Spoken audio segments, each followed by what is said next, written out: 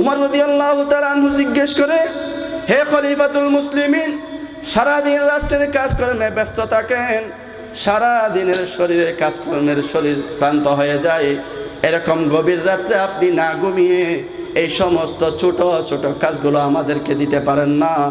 আখিরাতের পুঁজির জন্য আমাদেরকে কি দিতে পারেন না?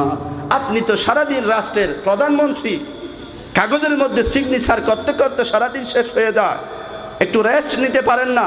আপনি কি পারেন না এই সমস্ত কাজগুলো আমাদেরকে দিতে আখিরাতের পুঁজির জন্য?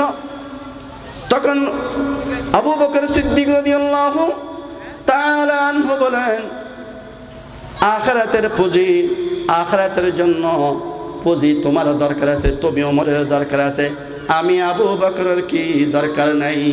তুমি ওমরের আখিরাতের পুঁজি দরকার, সওয়াবের দরকার, আমি ওমরের কি দরকার নয়? তখন উমর রাদিয়াল্লাহু তাআলা আনহু একটা উত্তর ফেলেন।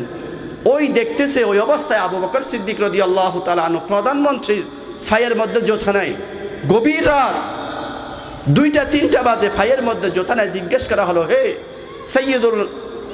সৈয়দুনা আবু বকর সিদ্দিক রাদিয়াল্লাহু তাআলা আনহু, বুঝলাম আপনার আখিরাতের পুঁজির দরকার, আখিরাতের জন্য আমলের দরকার, ঠিক আছে, আপনার পায়ের মধ্যে জুতা নাই কেন? সৈয়দুনা আবু বকর সিদ্দিক রাদিয়াল্লাহু তাআলা আনহু বলে, আমি যদি এত গভীর রাত্রে জুতা পরে আসি, জুতা বড়, যত বড় ভারী হোক না কেন, যত বড় হালকা হোক না কেন, জুতার একটা আওয়াজ হয়। আমি যদি এত গভীর রাতে জুতা পরে আসি, সেই জুতার আওয়াজে মানুষের ঘুম ভেঙে যেতে পারে, সেই ভয়ে আমি আবু বকর খলিফাতুল মুসলিমিন হওয়া সত্ত্বেও জুতা ছাড়া সেই রাত্রে বের হলাম।